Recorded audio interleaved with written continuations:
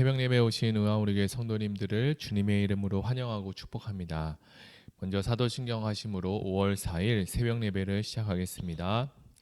나는 전능하신 아버지 하나님 천지의 창조주를 믿습니다. 나는 그의 유일하신 아들 우리 주 예수 그리스도를 믿습니다. 그는 성령으로 잉태되어 동정녀 마리아에게 나시고 본디어 빌라도에게 고난을 받아 십자가에 못 박혀 죽으시고 장사된 지 사흘 만에 죽은 자 가운데서 다시 살아나셨으며 하늘에 오르시어 전능하신 하나님 아버지 하나님 우편에 앉아 계시다가 거기로부터 살아있는 자와 죽은 자를 심판하러 오십니다. 나는 성령을 믿으며 거룩한 공교회와 성도의 교제와 죄를 용서받는 것과 몸의 부활과 영생을 믿습니다. 아멘.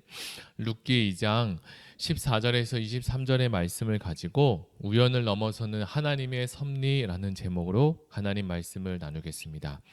먼저 제가 성경 봉독해 드리겠습니다. 식사할 때 보아스가 룻에게 이르되 이리로 와서 떡을 먹으며 내 떡 조각을 초에 찍으라 하므로 룻이 곡식 빼는 자 곁에 앉으니 그가 볶은 곡식을 주매 룻이 배불리 먹고 남았더라. 룻이 이삭을 주우러 일어날 때 보아스가 자기 소년들에게 명령하여 이르되 그에게 곡식단 사이에서 죽게 하고 책망하지 말며 또 그를 위하여 곡식 다발에서 조금씩 뽑아버려서 그에게 죽게 하고 꾸짖지 말라 하니라. 룻이 밭에서 저녁까지 죽고 그 주운 것을 떠니 보리가 한 에바쯤 되니라.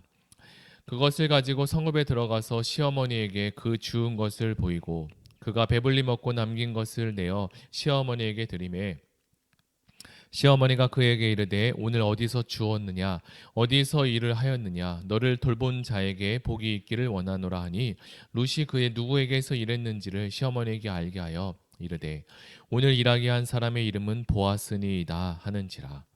나오미가 자기 며느리에게 이르되 그가 여호와로부터 복받기를 원하노라. 그가 살아있는 자와 죽은 자에게 은혜 베풀기를 그치지 아니하도다 하고 나오미가 또 그에게 이르되 그 사람은 우리와 가까우니 우리 기업을 물을 자 중에 하나니니라 하니라. 모압 여인 룻이 이르되 그가 내게 또 이르기를 내 추수를 다 마치기까지 너는 내 소년들에게 가까이 있으라 하더이다 하니니 나오미가 며느리 룻에게 이르되 내 딸아 너는 그의 소녀들과 함께 나가고 다른 밭에서 사람을 만나지 아니하는 것이 좋으니라 하는지라. 이에 룻이 보아스의 소년들에게 가까이 가서 보리 추수와 밀 추수를 마치기까지 이삭을 주우며 그의 시어머니와 함께 거주하니라. 아멘. 따뜻한 5월에는 더더욱 결혼 소식이 많이 들립니다. 청춘 남녀가 배우자를 찾으며 혹시나 백마탄 왕자님이 하늘에서 뚝하니 떨어지기를 기다리기도 합니다. 이처럼 우리는 생각지 못한 일이 갑자기 일어날 때 우연이라는 말을 하게 되는데요. 우연이란 사전적인 의미는 아무런 인과관계 없이 뜻하지 아니하게 일어난 일이라고 합니다.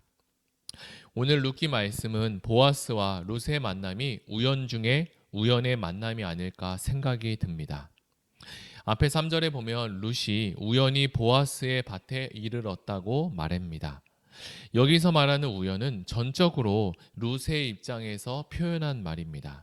왜냐하면 하나님 안에서는 우연이 결코 없기 때문입니다. 다시 이야기하면 룻은 보아스의 만남을 의도하지 않았습니다. 우리는 이것을 우연이라고 말하지 않고 오히려 하나님의 섭리라고 말합니다. 우리가 읽은 본문을 읽어보면 보아스는 정말로 백마탄 왕자님과 같아 보입니다. 보아스의 세밀함과 자상함은 점심 식사에서도 이야기되는데요. 그는 사소한 것 하나까지도 신경 쓰는 사람이었습니다. 보아스는 룻을 식사에 참여하게 했을 뿐만 아니라 상의에 놓인 떡을 소스에 찍어 먹으라고 자상하게 이야기해 주었습니다. 이렇게 룻이 배불리 먹고 남았다는 것은 보아스가 룻에게 음식을 넉넉하게 주었다는 것을 말합니다. 여기서 이야기하고 있는 식사 초대는 보아스가 룻을 이스라엘 공동체 안으로 받아들이는 것을 뛰어넘어서 가족의 일원으로서 받아들이고 있다라고 보아도 무방할 것입니다.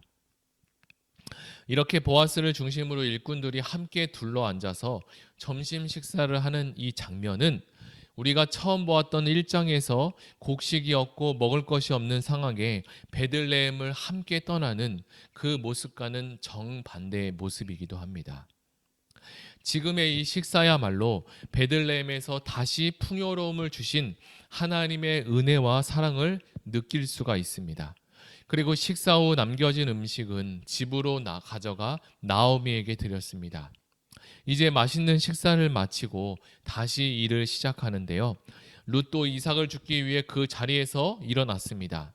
보아스는 이렇게 룻이 눈치채지 못하도록 젊은 일꾼들을 미리 불러내어 룻이 이삭을 줍는 일을 적극적으로 도우라고 이야기합니다.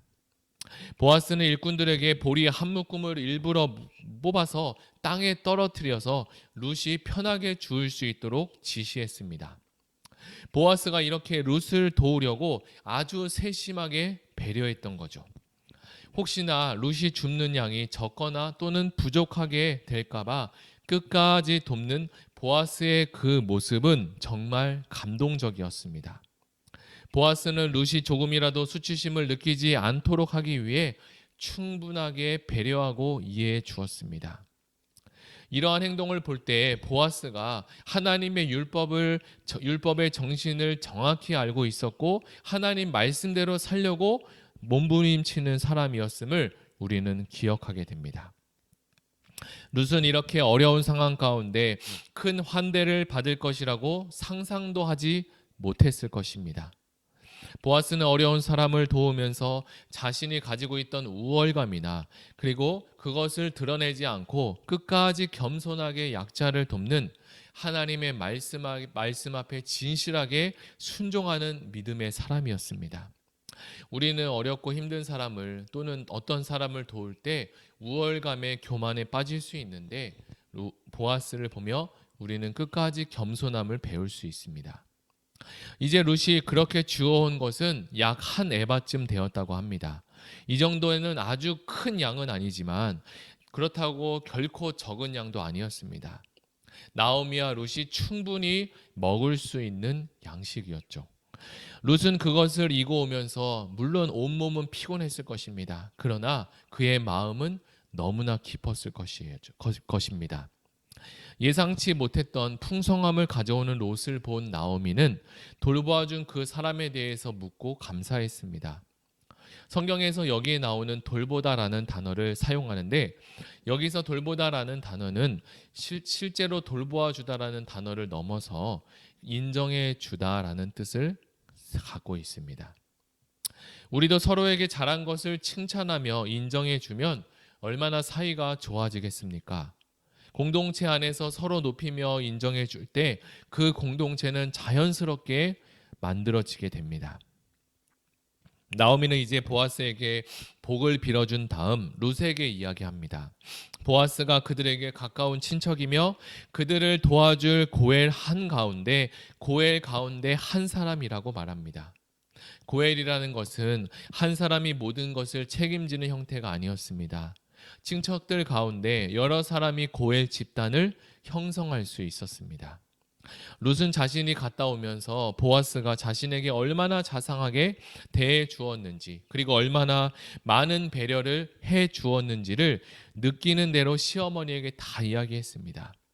이 모든 상황은 룻과 나오미에게 큰 기쁨을 안겨 주었는데요.